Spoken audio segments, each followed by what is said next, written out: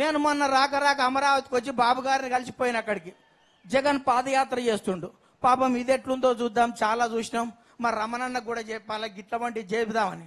ఆయన పాదయాత్రలు ఏం చేస్తుండు అక్క అంటే, నెత్తిల చేతులు పెడుతుండు, నుదుటికి ముద్దులు పెడుతుండు, చెంపకు చెంపలు పెడుతుండు, దౌడకు గంధం పెడుతుండు, ఈపుల చేతులు పెడుతుండు. అది ముద్దుల పోటా గుద్దల పోటా నడిపిస్తేనే అటువంటి పరిస్థితి ఉంది. అందుకనే ఓ జగన్మోహన్ రెడ్డి 1,00,000 కోట్లు ప్రజాధనాన్ని లూటి చేసినావు. బ్రాహ్మణి స్టీల్స్, రఘురామ్ సిమెంట్స్, కర్ణాటకలో పవర్ ప్రాజెక్టు, సిక్కింలో పవర్ ప్రాజెక్టు, అరుణాచల్ ప్రదేశ్లో పవర్ ప్రాజెక్టు, జింపెక్ సంస్థ, సాక్షి దినపత్రిక, బెంగళూరులో బెన్నగట్రుట 1000 ఎకరాల భూమి, 250 కోట్ల విలువైనటువంటి షాపింగ్ కాంప్లెక్స్లు, హైదరాబాద్లో 65 ఎకరాల జాగా. నీ అయ్యా జాగీరా ఎట్లొచ్చినాయ్యా జగన్మోహన్ రెడ్డి అని అడుగుతున్నాను.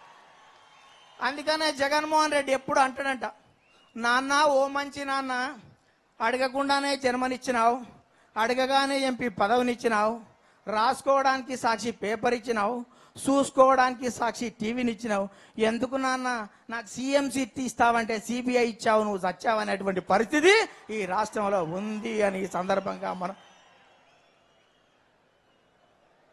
మనం చేస్తూ ఏడివైనా నాకు కుర్చీ కావాలి ఇమ్మీడియట్లీ అంటున్నాను.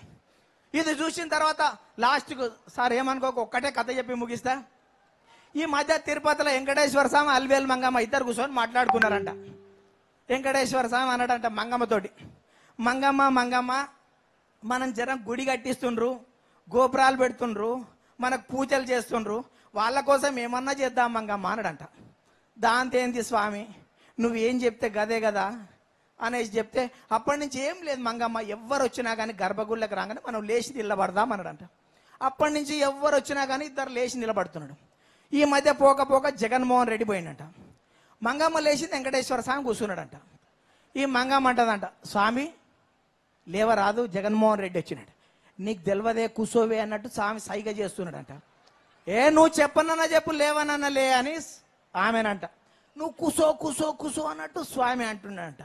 2 నిమిషాలు జగన్ చూసి బయటికి పోయిన తర్వాత ఆ మంగమ్మ అడిగిందంటే, ఎందుకు స్వామి ఆయన రాగానే కూర్చున్నామంటే, నీకు తెలియదేవా అని సంగతి, కుర్చీ లేక తిరుగుతుండు, మనం లేస్తాడు ఇంట్లో కూర్చుంటాడు అనేటువంటి పరిస్థితి రాష్ట్రం.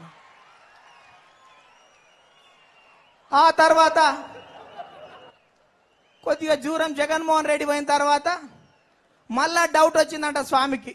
గర్భగుళ్ళకి వెళ్ళి వచ్చేసి మళ్ళా తొంగి చూస్తున్నాడంట. ఏమైంది స్వామి మళ్ళా తొంగి చూస్తున్నాం అంటే, వాని సంగతి తెలియదే, పోయేటప్పుడు ఉండి సంకలు పెట్టుకొని పోతుండో ఏమో వాడు. ఇటువంటి వ్యక్తులు రాజకీయాలలో, అందుకనే ఏ పార్టీకి ఒకటే ప్రెసిడెంట్ ఉంటాడు. ఆయన ప్రెసిడెంట్, తల్లి ఏమో గౌరవాధ్యక్షురాలు, చెల్లి వాకింగ్ ప్రెసిడెంట్, భార్య వెయిటింగ్ ప్రెసిడెంట్. జగన్ జైలు యాత్ర, భారతి బెయిల్ యాత్ర, తల్లి ఢిల్లీ యాత్ర, చెల్లి పాదయాత్ర, అనిల్ మత ప్రచార యాత్ర, టీఆర్ఎస్ మన వైకాపా నేతలందరికీ తీర్థయాత్రలు తప్పని ఈ సందర్భంగా మనవి చేస్తూ, పూజ్యులు, గౌరవనీయులు, విజ్ఞులు, విజ్ఞానవేత్తలు, దేశభక్తులు, పురప్రముఖులు, గ్రామ పెద్దలు, యువకులు, మర్యాదత్తులు, శాంతిమూర్తులు, సకల కులాకోవిదులందరికీ మీకు కూడా పాదాభివందనాలు చేద్దాం.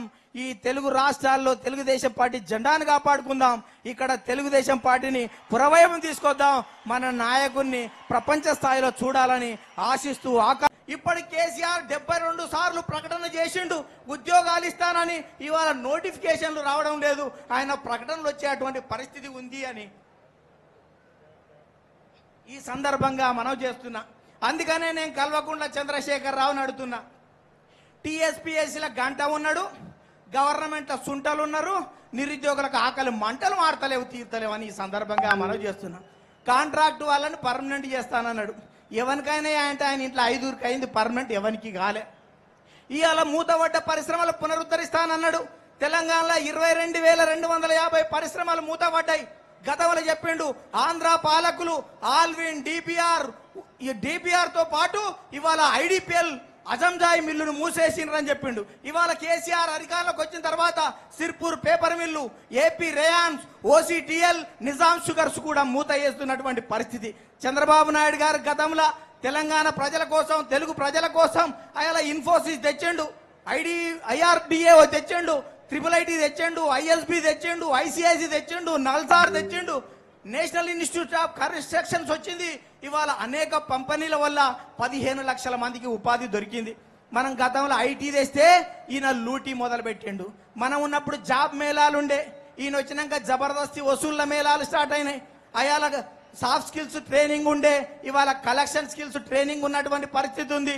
ఆల్ టైప్ చాటింగ్ అప్పుడు ఉండే, ఆల్ టైప్ చీటింగ్ ఇప్పుడు మొదలైంది అని ఈ సందర్భంగా మనవి చేస్తున్నా. అందుకనే తెలంగాణలో ఈ మధ్య ఒక మెజిషియన్ వచ్చిందంట హైదరాబాద్కు. ప్రపంచంలో ఆయన ప్రదర్శన చూసి అందరూ బాగా మెచ్చుకున్నారు. నేను హైదరాబాద్లో ప్రదర్శన చేద్దామని పెరేడ్ గ్రౌండ్లో ఆ మెజిషియన్ పెద్ద ఎత్తున కూడా మెజిషియన్ కార్యక్రమాలు చేపట్టిండు. లక్షలాది మంది తెలంగాణ ప్రజలు వచ్చిండ్రంట. ఆ మెజిషియన్ ఫస్ట్ ఒక కోడిని మాయం చేసిండు, తెలంగాణ ప్రజలు స్పందిస్తలేరు. తర్వాత ఆటోను మాయం చేసిండు, తెలంగాణ ప్రజలు స్పందిస్తలేరు. బస్సును మాయం చేసిండు, తెలంగాణ ప్రజలు మాయం చేస్తున్నారు. వానికి డౌట్ వచ్చి మన సిల్వేర్ కాశీనాథ్ లాంటి ఆయనను చూసి జర జనంలో పోయి అనుకో ఎవ్వడు రెస్పాండ్ అయితలేడు అని ఓ ముసలాయన దగ్గర పోయి అడిగిండంట, ఎందుకు రాబోయాడు అన్ని మాయం చేస్తుంటే ఒక్కడన్నా చప్పట్లు కొడతలేవంటే, వీని మొఖం వీడేం మాయం చేయించిండు, మా కల్వకుంట్ల చంద్రశేఖరరావు చూడు అమరుల లెక్క మాయం చేసిండు, జిహెచ్ఎంసీ అప్పుడు లక్షలాది మంది ఆంధ్రలో ఓట్లు మాయం చేసిండు, ఇవాళ నయం డంపు మాయం చేసిండు, ఇవాళ సిర్పూర్ పేపర్ మిల్లు మాయం చేసిండు, మావోడు మాయం చేస్తే ఆనవాళ్ళు కూడా దొరికాయి, ఆయన ముందర ఈందేంది అనేటువంటి పరిస్థితి తెలంగాణ రాష్ట్రంలో ఉంది అని ఈ సందర్భంగా నేను మనవి చేస్తున్నా. ఇవాళ దళితులకు 3 ఎకరాల భూమి ఇస్తానన్నాడు. ఇవాళ దళితులకు 3 ఎకరాల భూమి ఇస్తానని ఈ 4 సంవత్సరాలలో 4,939 మంది రైతులకు 12,745 ఎకరాల భూమి ఇచ్చిండు. 3 లక్షల మంది దళితులకు భూమి రావాలంటే ఎన్ని సంవత్సరాలు పడుతుందో చెప్పగలవా అని నేను స్పష్టంగా అడుగుతున్నా. ఇప్పుడు ఎవడన్నా భూమి కావాలని కేసీఆర్ కాడికి పోతే జర ఆగరా ఆదరా, జిల్లాలు పెంచినగా, మండలాలు కూడా పెరిగినాయిగా, జర భూమి కూడా పెరుగుతుంది, ఆగు పెరిగిందంతా నీకు ఇస్తా అని చెప్పినా ఆశ్చర్యపోవలసినటువంటి అవసరం లేదు అని ఈ సందర్భంగా మనవి చేస్తున్నాం. ఇలా విద్యా విధానం గురించి చెప్పిండు. నేను అమెరికా బ్రిటన్ దేశాల మధ్య కామన్ స్కూల్ పెడతా, అందరు పోలలు అల్లనే చదవాలి, నీ మన్మడు నా మన్మడు కూడా అల్లనే చదవాలని చెప్పిండు. పోరగాళ్ళు బల్లెకి రాకపోతే పోలీసు వాళ్ళు తీసుకురావాలన్నాడు. ఇవాళ తెలంగాణ రాష్ట్రం వచ్చిన తర్వాత 10 లక్షల మంది విద్యార్థులు బడికి డ్రాప్ అవుట్స్ ఉన్నటువంటి పరిస్థితి. అమీన్ సాబ్ ఏం చేస్తుండు, సర్కల్ సాబ్ ఏం చేస్తుండు, పోలీసు వాళ్ళు ఏం చేస్తున్నారు, ఈ పొంకనాల పోషెట్టి గౌరవనీయులు కల్వకుంట్ల చంద్రశేఖరరావు ఏం చేస్తున్నాడు అని అడుగుతున్నా. గతంలో చంద్రబాబు నాయుడు గారు తెలంగాణ బిడ్డల కోసం, బడుగు బలహీన వర్గాల కోసం కిలోమీటర్కు ఒక ప్రాథమిక పాఠశాల, 3 కిలోమీటర్కు ఒక ఉన్నత పాఠశాల, మండలానికి ఒక జూనియర్ కళాశాల, రెవెన్యూ డివిజన్కి ఒక ఇంజనీరింగ్ కళాశాల, జిల్లాకు ఒక మెడికల్ కాలేజీలు ఏర్పాటు చేసినటువంటి చరిత్ర చంద్రబాబు నాయుడు గారిది. అప్పుడు ఉమ్మడి రాష్ట్రంలో 23,000 పాఠశాలలు, 1,047 ఉర్దూ పాఠశాలలు, 4,352 అప్పర్ ప్రైమరీ స్కూళ్లు, 906 ప్రైవేట్ జూనియర్ కళాశాలలు, 322 ప్రభుత్వ జూనియర్ కళాశాలలు, 131 ఇన్సెంటివ్ జూనియర్ కళాశాలలు, 1,295 డిగ్రీ కళాశాలలు, 275 B Ed, 276 MCA, 206 MBA, 188 engineering, 27 medical కాలేజీలు, 27 ఫిజియోథెరపీ కాలేజీలు, 31 నర్సింగ్ కాలేజీలు ఏర్పాటు చేసిన చరిత్ర నారా చంద్రబాబు నాయుడు గారు ఈ సందర్భంగా మనవి చేస్తున్నారు. ఇవాళ కేసీఆర్ అధికారులకు వచ్చిన తర్వాత 4,637 పాఠశాలలు మూతపడ్డాయి, 277 ఇంజనీరింగ్, 270 ఇవాళ ఫార్మసీ ఇంజనీరింగ్ కాలేజీలు మూతపడ్డాయి. ఇవాళ 434 ప్రైవేట్ జూనియర్ కళాశాలలు మూతపడ్డాయి. ఇవాళ 400 డిగ్రీ కాలేజీల మూతకు రంగం సిద్ధం చేసినటువంటి పరిస్థితి తెలంగాణ రాష్ట్రంలో ఉంది అంటే ఇవాళ మనం ఆలోచించాలని మీ అందరికి కూడా విజ్ఞప్తి చేస్తున్నా. ఇవాళ డబుల్ బెడ్రూమ్ ఇండ్ల గురించి చెప్పిండు. ఆంధ్రలో ఇచ్చిన 50 ఇండ్లు కాలు పెడితే సాపుకునేటట్టు లేదని చెప్పిండు, బట్టలు మార్చుకునేటట్టు లేదు ఆడోళ్ళని చెప్పిండు, అల్లుడు వస్తే బిడ్డ వస్తే ఏడ వండుకోవాలని చెప్పిండు. 70 ఇల్లు మనకొద్దు బిడ్డ, డబల్ బెడ్రూమ్ ఇల్లు కట్టిస్తానన్నాడు. ఈ రాష్ట్రంలో 22 లక్షల మందికి డబల్ బెడ్రూమ్ ఇల్లు కావాలి. ఈ 4 సంవత్సరాలలో 9,522 ఇండ్లు మాత్రమే కడితే 22 లక్షల మందికి ఎన్ని వందల సంవత్సరాలు పడుతుందో చెప్పగలుగుతావా అని అడుగుతున్నాను. అయ్యా ఓ కల్వకుంట్ల చంద్రశేఖరరావు, నువ్వు 8వ నిజాంవి, నీ కొడుకు 9వ నిజాం సిరిసిల్లలు ఉన్నాడు, నీ మనవడు 10వ నిజాం పాఠశాలలు ఉన్నాడు, ఆయన టైం వచ్చినా మాకు ఇండ్లు వస్తాయా అని చాలా సూటిగా అడుగుతున్నా. ఇలా ఎవరికి ఇవ్వలు లేవకున్నా పంజలగుట్టలో మాత్రం ఇవాళ పెద్ద ఎత్తున ప్రగతి భవన్ కట్టుకున్నాడు. ఆ ప్రగతి భవన్ చరిత్ర చూస్తే అయాల బ్రాహ్మణులంతా పిలిచిండు, తెలంగాణ బ్రాహ్మణులంతా పిలిచి, తెలంగాణ బ్రాహ్మణులకు నిష్ఠ ఎక్కువ, ఆంధ్ర బాపనులకు ఆడంబరాలు ఎక్కువ అంటే మా వాళ్ళు చప్పట్లు కొట్టి వచ్చారు. తెల్లవారుజామున ఓపెనింగ్ ఎవరితోటి చేపించిండంటే చిన్న జిఆర్ స్వామి అని ఆంధ్ర బ్రాహ్మణ ఆయన తోటే చేపించిండు. అందుకనే ఇవాళ మనం చూడాలి, ఇవాళ కులాల మధ్య చిచ్చు పెడతాడు, ఇవాళ ఓట్ల కోసం రాజకీయాలు ఆడతాడు. గొల్లలకు కురుమలకు మధ్యన, ముదిరాజులకు గంగపుత్రులకు మధ్యన, లంబాడాలకు ఆదివాసులకు మధ్యన, మాదిగలకు మధ్యన, నిరుద్యోగులకు ఉద్యోగుల మధ్యన తాకులాట పెట్టి తమాషా చూస్తున్నటువంటి పరిస్థితి తెలంగాణ రాష్ట్రంలో ఉంది. తెలంగాణలో ఇండ్లు ఇస్తా అంటే అయ్యా నలుగురు కొడుకులు అంతకుముందు ఉండే మా ఇంటి పక్క పొంటి ఇంట్లో నలుగురు ఫ్యామిలీ కలిసి ఉండేది, ఇండ్లు ఇస్తాడని ఇంటి మీద అన్ని బై నంబర్లు వేసిరు, ఇన్ని ఫ్యామిలీలు ఉన్నాయని. ఇక కేసీఆర్ వచ్చిండు, మాకు ఇల్లు వస్తుందని అందరు బై నంబర్ అన్నతోటి తమ్ముతోటి వేయించిండు. ఇవాళ బై నంబర్లు వేసిన తర్వాత తండ్రి అరే ఇప్పుడే నెంబర్ వేసి మీరు బయటకు వెళ్ళని అలా బయటకు వెళ్ళగొట్టిండు. ఆ ఫ్యామిలీ ఇల్లు ఇస్తే డివైడ్ అయింది. కేసీఆర్ మాత్రం సడగుడు కొడుకు ఎంపీ ఇచ్చిండు, అల్లునికి ఎమ్మెల్యే ఇచ్చిండు. ఈయన పదవులు ఇచ్చుకుంటా ఈయన ఫ్యామిలీ ఏమో యునైట్ చేస్తున్నాడు. ఇలా పథకాల పేరు చెప్పి పబ్లిక్ మాత్రం డివైడ్ చేస్తున్నటువంటి పరిస్థితి ఉంది. ఇవాళ రైతులకు రాత్రి లేదు, పగలు లేదు, చలి లేదు, ఎండ లేదు. ఇవాళ ఎకరాకు ₹1,00,00,000 పండించిన ఆధారిత రైతని కేసీఆర్కి అధికారం ఇస్తే ఇవాళ దేశంలో రైతు ఆత్మహత్యల్లో 2వ స్థానంలో ఉన్నాం. అయ్యా ఇవాళ 15% వ్యవసాయ ఆర్థిక రంగాల నుంచి ఆదాయం వస్తుంటే కేవలం బడ్జెట్లో 2% ఉంది. ఇవాళ 4 సంవత్సరాలలో మాఫీ కాని రుణమాఫీ, కానరాని కరువు సహాయం, దక్కని విత్తన రాయితీ, పెరిగిన ఎరువుల ధర వల్ల, గిట్టని గిట్టుబాటు ధర వల్ల 3,421 మంది రైతులు ఆత్మహత్యలు జరుగుతున్నటువంటి పరిస్థితి. ప్రకృతి కనకరించడం లేదు, కేసీఆర్ సహకరించడం లేదు, పరిపాలన ఘోరంగా ఉంది, రైతు బతుకు భారంగా ఉంది అని ఈ సందర్భంగా మనం చేస్తాం.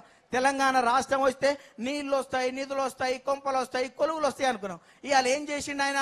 గొర్రెలు ఇస్తా, బర్రెలు ఇస్తా, పందులు ఇస్తా, మందులు ఇస్తా, సిల్కు స్మిత కట్టుకునే సిల్కు చీరలు ఇస్తా అని చెప్తున్నటువంటి పరిస్థితి. ఇవాళ త్యాగాల తెలంగాణను మొత్తం తాగుబోతుల తెలంగాణగా మార్చిండు. ఇవాళ తెలంగాణలో సౌత్ల లిక్కర్ వినియోగంలో మొదటి స్థానంలో ఉన్నాం. ఎక్సైజ్ అధికారులను సన్మానం చేసిండు. ఇవాళ తెలంగాణలో పరిస్థితి చూస్తే ఎక్సైజ్ వాళ్ళేమో తాగమంటుర్రు, పోలీసు వాళ్ళేమో ఊదమంటుర్రు. తాగినందుకు పన్ను కట్టాలి, ఊదినందుకు ఫైన్ కట్టాలి. మొగోళ్ళనేమో సీసాలకు అలవాటు చేసిండు, ఆడోళ్ళనేమో సీరియళ్ళకు అలవాటు చేసిండు. ఇదేంద్రా పోయి అంటే గిదే బంగారు తెలంగాణ అంటున్నటువంటి పరిస్థితి ఉంది. అందుకనే అయ్యవారు చూపించే అరుంధతి నక్షత్రం కనిపించదు, మా కేసీఆర్ చూపించే బంగారు తెలంగాణ కనిపించదు అని మీ అందరికీ మాత్రం దండం పెడుతున్నా. ఆయన మీద నమ్ముకునేటువంటి పరిస్థితి లేదు. ఇవాళ తెలంగాణ రాష్ట్రంలో శాంతి భద్రతలు కూడా క్షీణించారు. ఇవాళ నేను ఒక్కటే ఉదాహరణతోటి శాంతి భద్రత పరిస్థితి చెప్తా. 105వ జాతీయ సైన్స్ కాంగ్రెస్ ఒక 100 కోట్లు వచ్చేది ఉస్మానియా యూనివర్సిటీ ఉంటే భద్రతా కారణాల రీత్యా ఇవాళ అది వెళ్ళిపోయినటువంటి పరిస్థితి ఉంది. ఇవాళ ముఖ్యమంత్రికి ఆయన బాత్రూమ్లనంట ఇలా బుల్లెట్ ప్రూఫ్ అద్దాలు పెట్టుకున్నాడంట. మొన్న రిటైర్డ్ అయిన డీజీపీని ఇంటర్నల్ సెక్యూరిటీ అడ్వైజర్ పెట్టుకున్నాడు. నేను ఈ ఇంట్లోకి వెళ్ళాలని ముఖ్యమంత్రికి ఇంటర్నల్ సెక్యూరిటీ ఎందుకు అనుకుంటే ఇంట్లో 4 తయారయ్యారంట గ్రూపులు, ఎవరితోటి ఏమవుతుందో అని ఇంటర్నల్ సెక్యూరిటీ పెట్టినటువంటి పరిస్థితి ఉంది. ఇవాళ తెలంగాణ రాష్ట్రంలో ముందు చెప్పిండు నేను అధునాతనమైన ఆయుధాలు ఇస్తా పోలీసు వాళ్ళకి అని చెప్పిండు. ఏమిచ్చిండా అంటే పొద్దుగాల పూట కెమెరాలు ఇస్తుండు, సాయంత్రం పూట బ్రీత్ అనలైజర్లు ఇస్తున్నారు. పొద్దుగాలనే ఇట్లా కలెక్ట్ చేయరు, సాయంత్రం అట్లా కలెక్ట్ చేయరు అనేటువంటి పరిస్థితి తెలంగాణ రాష్ట్రంలో ఉంది. ఇవాళ నిఘా ఉగ్రవాదుల మీద ఉంచవలసిన నిఘా ప్రతిపక్ష నేతల మీద నిఘా పెడుతున్నటువంటి పరిస్థితి ఉంది. అందుకనే ఇవాళ దళాల మీద నిర్బంధం, గలాల మీద నిర్బంధం, పత్రికల మీద నిర్బంధం, ప్రసార సాధనాలపై నిర్బంధం, ప్రతిపక్షాలపై నిర్బంధం పెడుతున్నటువంటి పరిస్థితి రాష్ట్రంలో కొనసాగుతుందని ఈ సందర్భంగానే మనవి చేస్తూ, మొన్న 2 శాసనసభ్యులు ప్రశ్నిస్తే సస్పెండ్ చేసి టీఆర్ఎస్ ఎమ్మెల్యేలు బయట వచ్చి చెప్తున్నారు వాళ్ళు తాగొచ్చిండ్రు కాబట్టి సస్పెండ్ చేసినామంటే, మరి బ్రీత్ అనలైజర్ అసెంబ్లీకి కూడా పెట్టరాదు అని నేనన్నా. పెడదామనే ఉన్నది కానీ మా గౌరవ ముఖ్యమంత్రి మొట్టగా పట్టుబడితే మాకు ఇజ్జత్ పోతుందేమని పెడతలేమనేటువంటి పరిస్థితి ఈ రాష్ట్రంలో ఉంది అని ఈ సందర్భంగా మనవి చేస్తున్నా. అందుకనే సోదరులారా, ఇవాళ తెలుగుదేశం పార్టీ ఎల్రమణ లాంటి వాళ్ళు, రావుల చంద్రశేఖర్ రెడ్డి అనేక మంది ప్రశ్నిస్తే కేసులు పెట్టమని చెప్తుండ్రు. నేను ముఖ్యమంత్రి గారికి చెప్తున్నా, ఎవరైనా ఆరోపణలు చేస్తే కేసులు పెట్టమనే ఓ ముఖ్యమంత్రి ఈ జనగామ ఎమ్మెల్యే మీద జనగామ కలెక్టరే ఇవాళ చెరువు కబ్జా చేసిందని ఆరోపణలు చేస్తే కలెక్టర్ మీద కేసు పెట్టలే, లేకపోతే ఎమ్మెల్యే మీద కేసు పెట్టలే, ఎవరిది న్యాయమో ఎవరిది నిజమేదో తెలుసలే, కలెక్టర్ని ట్రాన్స్ఫర్ చేసినటువంటి పరిస్థితి ఉంది. అందుకనే ఇప్పటికీ కాలాతీతం అవుతుంది కాబట్టి తెలంగాణ తెలుగుదేశం పార్టీ తెలంగాణ అభివృద్ధికి అడుగులు నేర్పింది తెలుగుదేశం, తెలంగాణ ప్రగతిని పరుగులు తీయించిన చరిత్ర తెలుగుదేశం పార్టీకి ఉంది. ఈ జెండా కోసం మనం కృతనిశ్చయంతో ఉందామని ముందుకు పోదామని మీ అందరికీ విజ్ఞప్తి చేస్తూ, సార్ పర్మిషన్ తోటి ఒక 2 విషయాలతోటే ముగిస్తా. ఇక ఇక్కడ పరిస్థితి చూస్తే నరేంద్ర మోడీ అనుకున్నాం బాగానే ఉన్నాడుగా పైకెళ్ళంటే, అచ్చేదిన ఆయేగా ఆయేగా ఆయేగా అన్నాడు. అచ్చేదినేమో కానీ సచ్చేదినం తేనే తెచ్చిండు అని ఈ సందర్భంగా మనవి చేస్తా.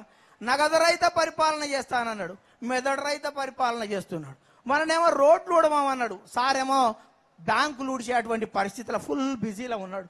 అందుకనే మోడీ మీద ఓ పిల్లలు చెప్తున్నారు, ఓ తండ్రి అంట ఇద్దరు కొడుకులకు చెప్పినట్ట సాయంత్రం పూట, అరే మీరు ఈ రాత్రి భోజనం చేయకపోతే 20 రూపాయలు ఇస్తారా అన్నారంట. పాపం పిల్లలకు ఆశ కదా, చాక్లెట్లో గోళీలో కొనుక్కోవచ్చులే అని ఏం చెయ్యంలే అని 20 తీసి జేబులో పెట్టుకున్నారంట. ఉదయం టిఫిన్ చేద్దామని పోగానే ఆ తండ్రి అన్నాడంట, అరే 20 ఇచ్చినోనికే టిఫిన్ పెడతారా పోయి అన్నాడంట. అప్పుడు ఆ పిల్లలు, అరే నువ్వు డాడివా మోడీ రా పోయి అనేటువంటి పరిస్థితి ఈ రాష్ట్రంలో ఉంది అని సందర్భంగా మనవి చేస్తున్నా. ఇవాళ ఇంకొక పరిస్థితి చూస్తే, నేను బీజేపీ నాయకులకు చెప్తున్నా, విజయసాయి రెడ్డి ఎక్కువ మాట్లాడినా, జగన్మోహన్ రెడ్డి ఎక్కువ నడిచినా పలిగేది మాత్రం భారతీయ జనతా పార్టీ పైజామని అన్న విషయం మీరు గుర్తుపెట్టుకోవాలి. హలో, తెలుగు రాజ్యం ఛానల్ చూస్తున్నారా? సామాజిక రాజకీయ జీవన చిత్రణే తెలుగు రాజ్యం. అతిశయోక్తులు అసత్యాలు ఉండవు. రాజకీయ కోణం కాదు, ప్రజా కోణమే కొలబద్ద. తెలుగు రాజ్యం వీక్షణ మీ ఉత్తమ అభిరుచికి నిదర్శనం.